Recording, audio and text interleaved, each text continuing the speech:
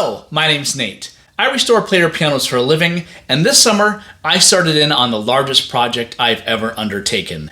This Style 25 American photo player. This project has been waiting in the wings for a while now, and it's actually not a customer project. I bought this sight unseen 4 years ago, and I'm finally setting aside some time to start the restoration. This instrument was built in 1917 and uses paper rolls like this to play the piano automatically. Each one of these holes in the paper represents a single note on the scale of the piano. And in today's video, we're going to start working on the player system that reads the holes in that piano roll.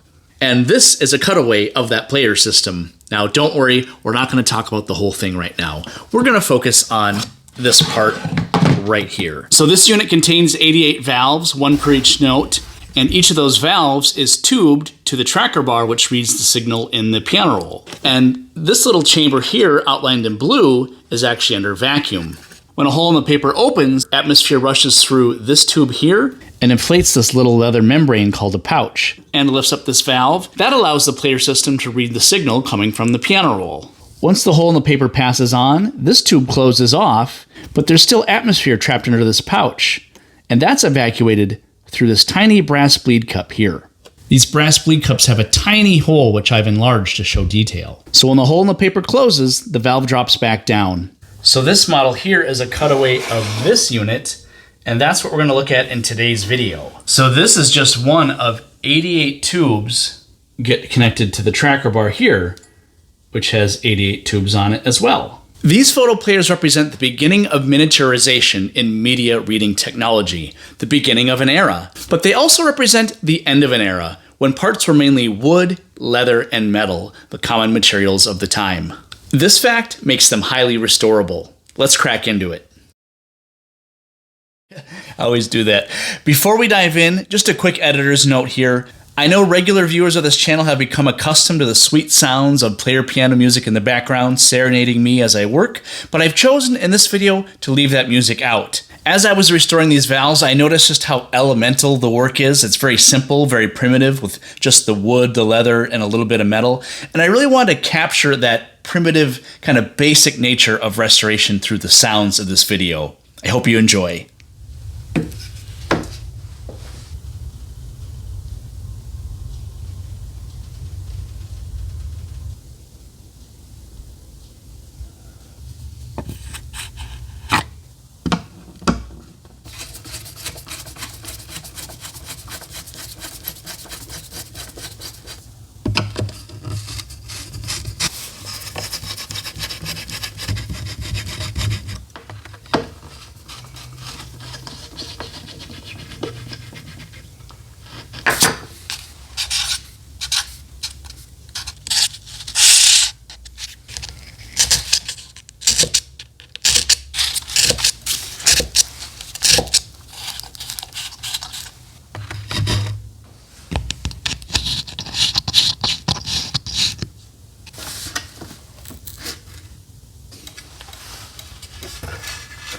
With the valve board off, we can see the original leather pouches, which are likely dry rotten and probably full of paper lint underneath.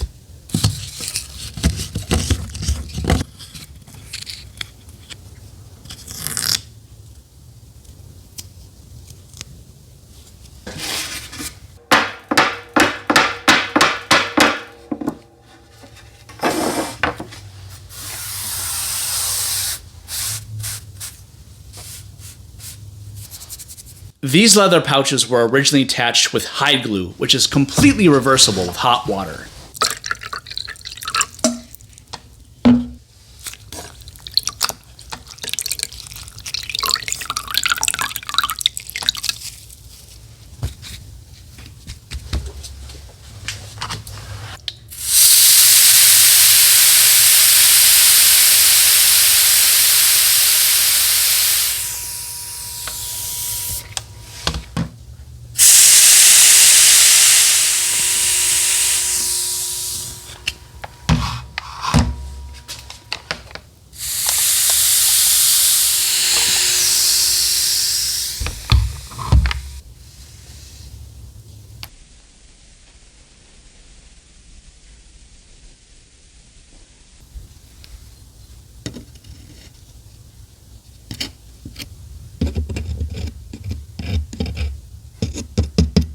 Now that the pouches are out of the way, we can remove those pesky little bleed cups. You can see these bleeds were installed after the pouches.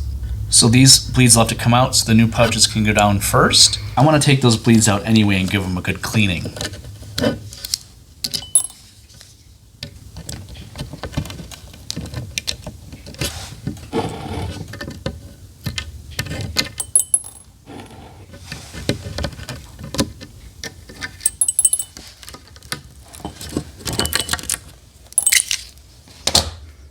With the pouch board completely broken down, we can start removing the old sealant.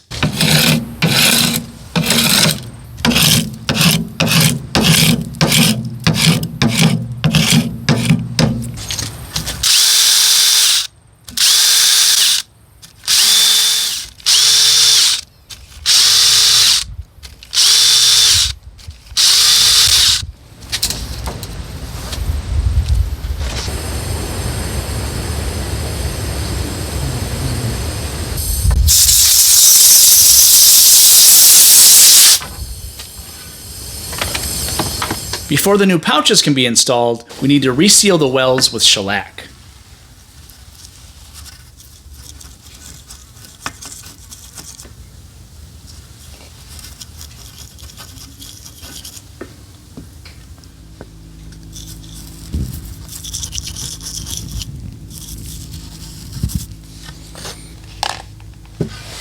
While that shellac cures, let's start tearing down the valves.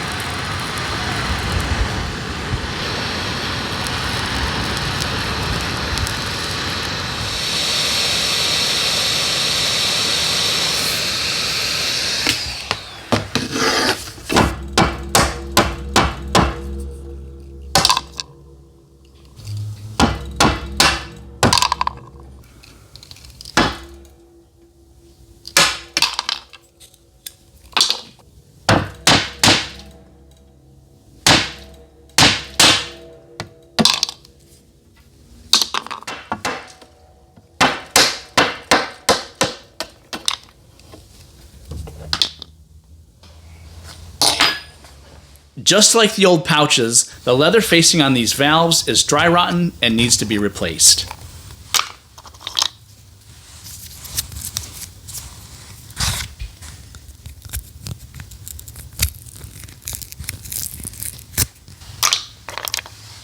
Here's a closer look at our top valve buttons. You can see this leather is pretty tired, just delaminates, so that's definitely dry rotten.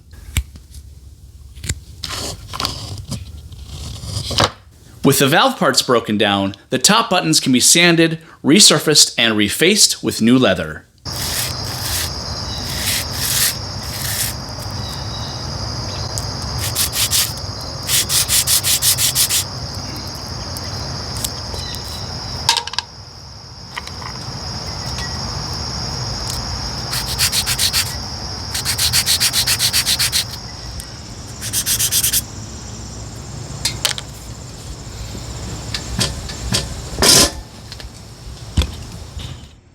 Since these valves simply reseal to a wooden surface, I'll reface them with leather just like they were originally. These valve facings actually have an ID and an OD, so I use this. No, wrong one. I've got this set of punches here, which is really handy for this. You can attach a small punch to the center. This base is stepped, so you can put a larger diameter over that, and that'll do your ID and your OD perfectly centered.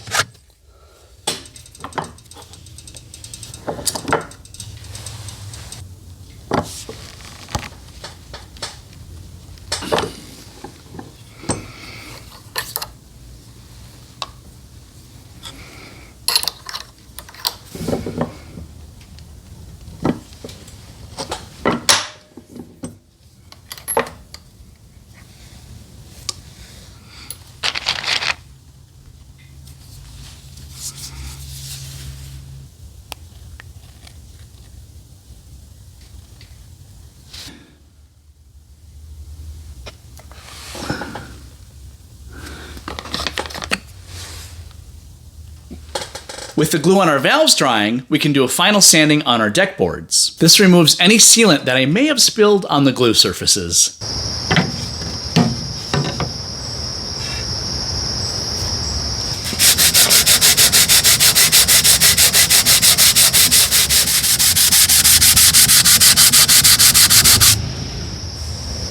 This board is definitely cupped, so I'm watching the center. I don't want to take off any more wood than I have to. Once these dirt marks start to disappear, I know I've got it pretty well leveled.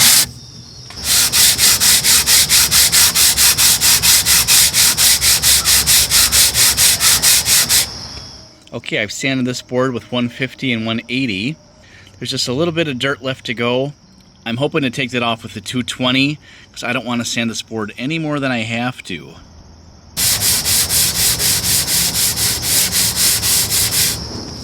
The pouch board also gets a final sanding.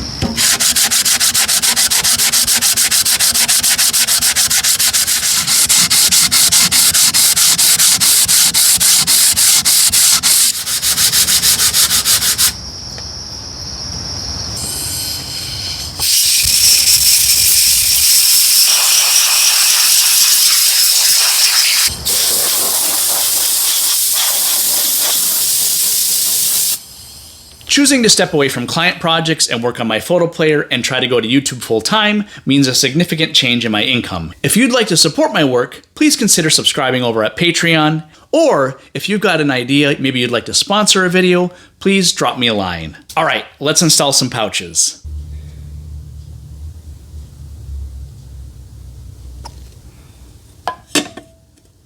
This is my pouch setter that I use to form the pouches, and it's connected to this vacuum line that runs all the way over up to this suction unit here.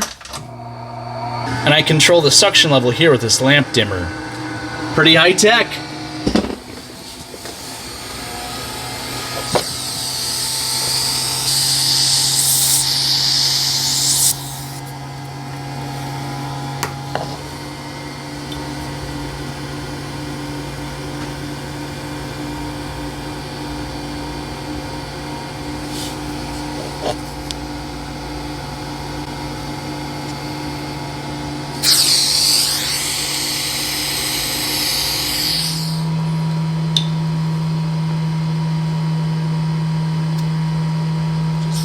While the glue on our pouches dries, let's take a look back at those bleed cups. Now normally I reuse these bleed cups. A lot of them have a defect where they were punched out, not drilled, so there's a burr in the hole. And I don't want that to catch any lint, so I'm going to replace them. Okay, I've tested our pouch board. I use these silicone stoppers here in the bleed cup and in the back. Blowing into the signal line, I could listen for any leaks. All the pouches checked okay, so I sealed them. So this is one board done. And now we can go back to our valves. Now I know it seems like we're jumping around a lot, and we are. That's just the nature of work in a one-person restoration shop. While you've got one part drying, you can work on another. There we go, all the valve buttons are glued up. Had a couple casualties where I put too much glue on and it got onto the working face, but that's why we always punch extras. I also got the lower valve stems and facings prepped up, so let's glue it to it.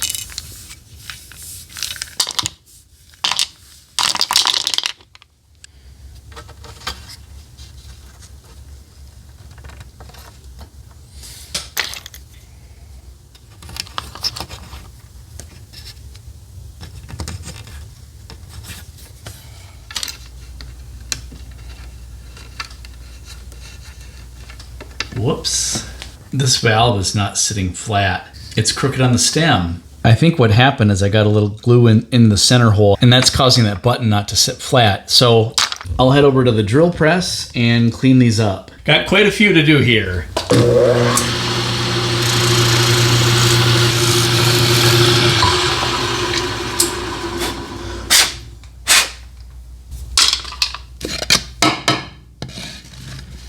All the overhauled valves are installed. I've got these temporary plastic spacers inserted so that way they have the right travel. Now we can just put glue on the top and that'll seal the deal.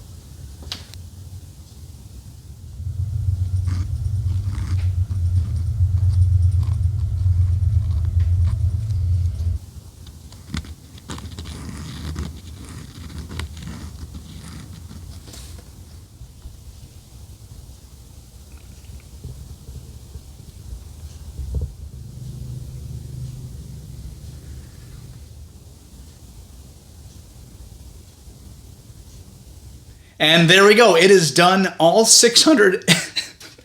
Oops. And there we go. It is done. All 631 pieces are back together, some together again, and some together for the first time. This took 4 days to restore and 1 day to edit this video. It definitely feels like a hurdle cleared to have this back together, but we've got quite a ways to go before the photo player is going to be making music again. If you'd like to see more, stay tuned, and thanks for watching. And if you've made it this far in the video, thanks for sticking it out.